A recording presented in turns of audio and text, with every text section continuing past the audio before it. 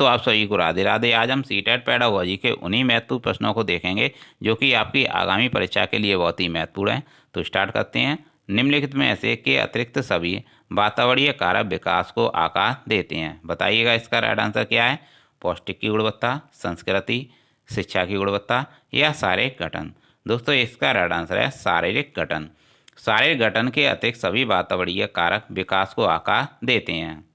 आगे देखेंगे। बाल्यावस्था में बालक भौतिक वस्तुओं के किस आवश्यक तत्व में परिवर्तन समझने लगता है। बताइएगा इसका राइट आंसर क्या है। द्रव्यमान, द्रव्यमान और संख्या, संख्या, द्रव्यमान, संख्या और क्षेत्र। दोस्तों इसका राइट आंसर है डी, द्रव्यमान, संख्या और क्षेत्र। अगला प्रश्न देखेंगे। विकास के परिप्रेक्ष्य में समय के साथ होने वाले परिवर्तनों में निम्न में क्या शामिल है। दोस्तों इसका राइट आंसर है रूप, दर, अनुक्रम और ये सभी। दोस्तों इसका राइट आंसर है डी, ये सभी शामिल हैं। विकास के परिप्रेक्ष्य में समय के साथ होने वाले परिवर्तनों में ये सभी शामिल हैं। डी इसका राइट आंसर है। अगला देखेंगे। खिलौनों की आयु किसे कहा जाता है। पूर्व बाल्यावस्था को, बाल्यावस्था को, शैशवावस्था को या इन सभी को। दोस्तों इसका राइट आंसर है ए, पूर्व बाल्यावस्था को खिलौनों की आयु कहा जाता है। यहाँ पर ए आंसर गलत लिख गया है। इसका राइट आंसर है ए, पूर्व बाल्यावस्था। अगला प्रश्न देखेंगे। संवेदी पेशी अवस्था होती है 0 से 2, 2 से 7, 7 से 12, 12 से अधिक। ए इसका राइट आंसर है। 0 से 2 वर्ष तक संवेदीय पेशी अवस्था होती है। अगला प्रश्न देखेंगे।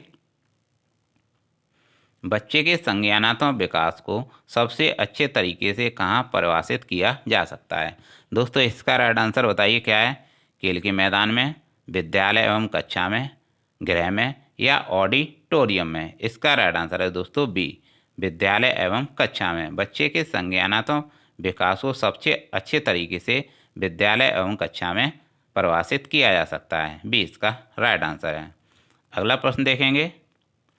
निम्न में से कौन पियाजे के अनुसार बौद्धिक विकास का निर्धारक तत्व नहीं है। दोस्तों इसका राइट आंसर बताइए क्या है। सामाजिक संचरण, अनुभव, संतुलीकरण या इनमें से कोई नहीं। इसका राइट आंसर है ए, सामाजिक संचरण। पियाजे के अनुसार बौद्धिक विकास का निर्धारक तत्व सामाजिक संचरण नहीं है। अगला प्रश्न देखेंगे।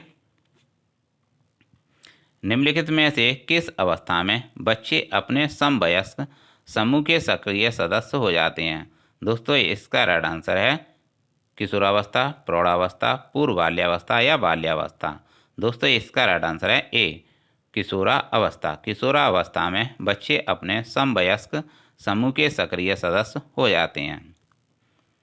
अगला प्रश्न देखेंगे। विकास कभी ना समाप्त होने वाली प्रक्रिया है, यह विचार किससे संबंधित है। अंत संबंध का सिद्धांत, निरंतरता का सिद्धांत या एकीकरण का सिद्धांत या अंतःक्रिया का सिद्धांत। दोस्तों इसका राइट आंसर है बी, निरंतरता का सिद्धांत।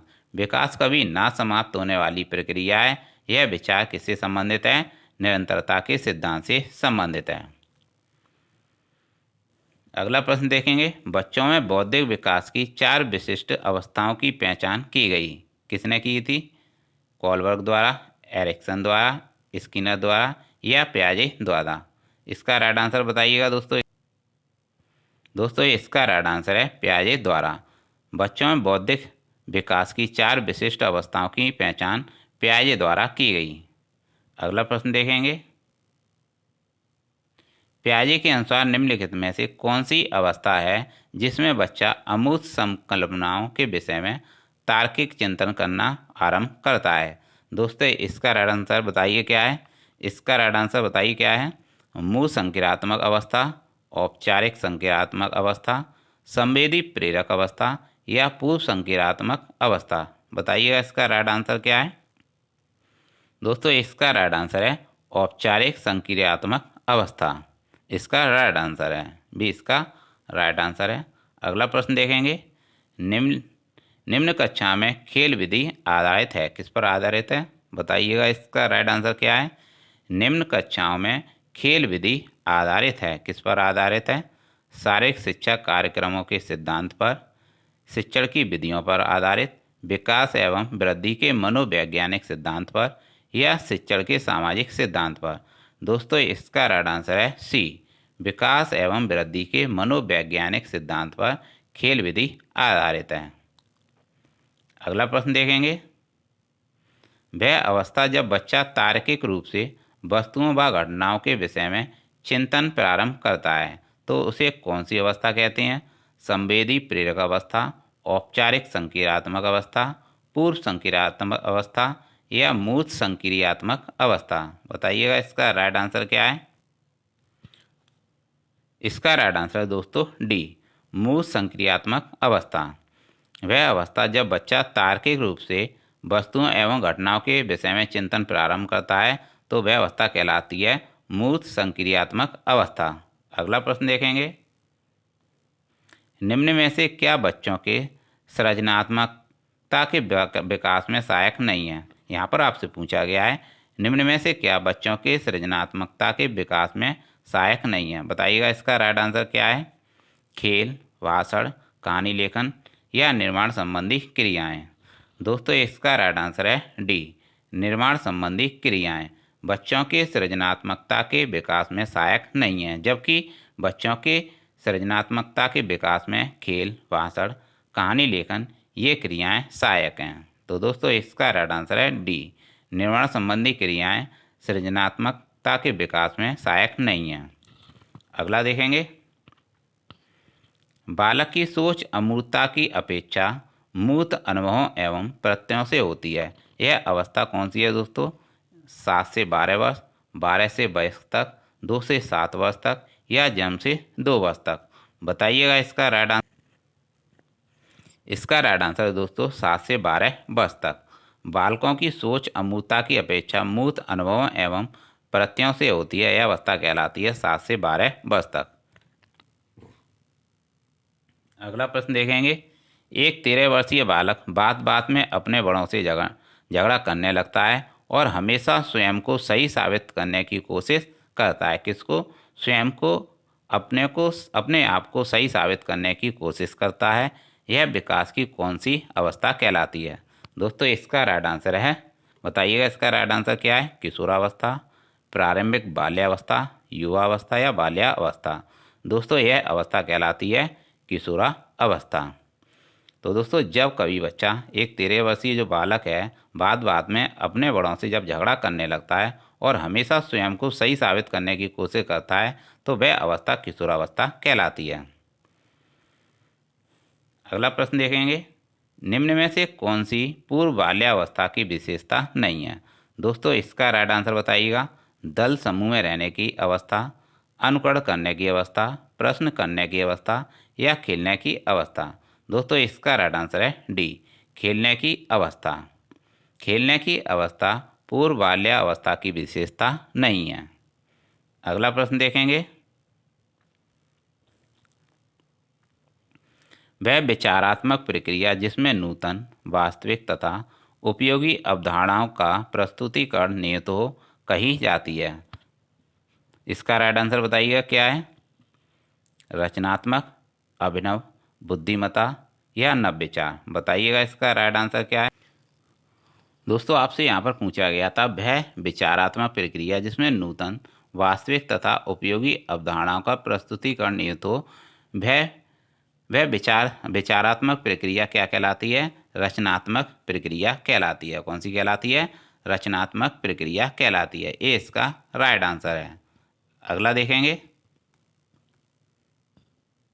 पियाजे के अनुसार संज्ञानात्मक विकास के किस चरण पर बच्चा वस्तु स्थायित्व को प्रदर्शित करता है? बताइए इसका राइट आंसर क्या है?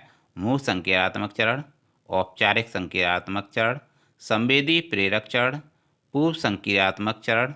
इसका राइट आंसर क्या होगा? दोस्तों इसका राइट आंसर बताइएगा।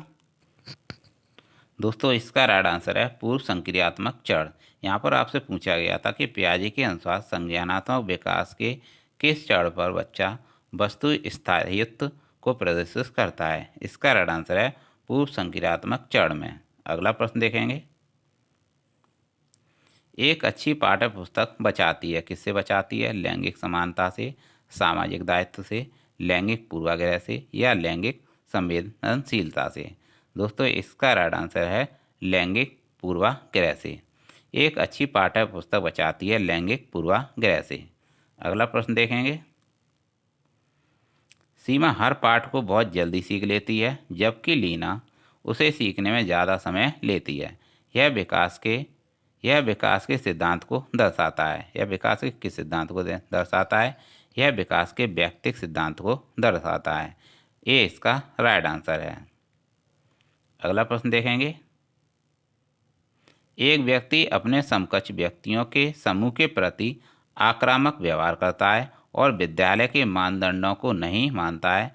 इस विद्यार्थी को मैं सहायता की आवश्यकता है। किसकी सहायता है? सहायता की आवश्यकता है। इस विद्यार्थी को भावात्मक क्षेत्र में सहायता की आवश्यकता है। किस क्षेत्र में? भावात्मक क्षेत्र में इस विद्यार्थी को सहायता की आवश्यकता है। ये इसका राइट आंसर है। ये इसका राइट आंसर है। अगला प्रश्न देखेंगे। बहुबुद्धि सिद्धांत के अनुसार सभी प्रकार के पशुओं, खनिजों और पेड़ पौधों की पहचान और वर्गीकृत करने की योग्यता कहलाती है। क्या कहलाती है?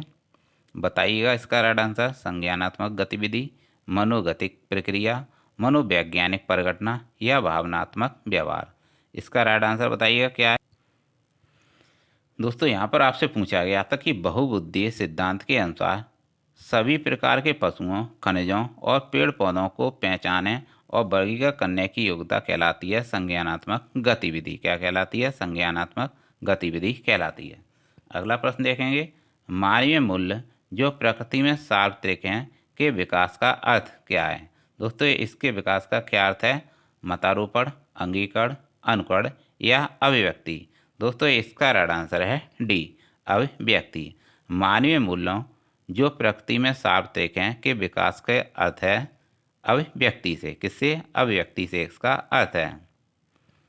जब एक विद्यार्थी असफल होता है तो समझा जाता है कि पद्धति असफल है, शिक्षक असफल है, पाठ्य पुस्तकें असफल हैं या व्यक्तिक असफलता है। दोस्तों डी इसका राइट आंसर है। यह व्यक्तिक असफलता है। मैकडूगल के अनुसार मूल प्रवृत्ति जिज्ञासा का संबंध कौन से संवेग से है? दोस्तों इसका राइट आंसर है सी। इसका राइट आंसर है सी, आश्चर्य। मैकडूगल के अनुसार मूल प्रवृत्ति जिज्ञासा का संबंध आश्चर्य से है। दूसरे वर्ष के अंत तक शिशु का शब्द भंडार हो जाता है। कितना हो जाता है? 100 शब्द हो जाता है। प्रतिबिंब, अवधारणा, प्रतीक एवं संकेत, भाषा, शारीरिक क्रियाएं और मानसिक क्रियाएं अंतर्निहित होती हैं। किसमें अंतर्निहित होती हैं? बताइएगा। अनुकूलन में, प्रेरक पेशी विकास में, समस्या समाधान में या विचारात्मक प्रक्रिया में। डी इसका राइट आंसर है, विचारात्मक प्रक्रिया में। ये सभी क्रियाएं विचारात्मक प्रक्रिया में शामिल होती हैं, अंतर्निहित होती हैं। अगला देखेंगे। वह प्रक्रिया जिसके द्वारा माता पिता यह अनुमान लगाते हैं कि उनके बच्चे में सभी सकारात्मक गुण हैं क्योंकि एक गुण सकारात्मक है कहलाता है। क्या कहलाता है? इसका राइट आंसर है दोस्तों परिवेश का प्रभाव, हावथॉर्न का प्रभाव, प्रभाव का नियम या प्रतिलोम परिवेश का नियम। ये इसका राइट आंसर है, परिवेश का प्रभाव कहलाता है। निम्नलिखित में से कौन सा असतत चरण का उदाहरण नहीं है? बताइएगा। आयु, लिंग, वैवाहिक या आवासीय स्थान। इसका राइट आंसर बताइए क्या है? इसका राइट आंसर है आयु। निम्नलिखित में से आयु असतत चरण का उदाहरण नहीं है। ये इसका राइट आंसर है। तो दोस्तों ये थे CDP के महत्वपूर्ण प्रश्न जो कि आपको आगामी परीक्षा में देखने को मिल जाएंगे। तो दोस्तों ऐसी क्लास के लिए नेक्स्ट क्लास में मिलते हैं। प्लीज़ चैनल को बढ़ाने के लिए लाइक और सब्सक्राइब जरूर करें। मिलते हैं नेक्स्ट क्लास में। Thanks for watching.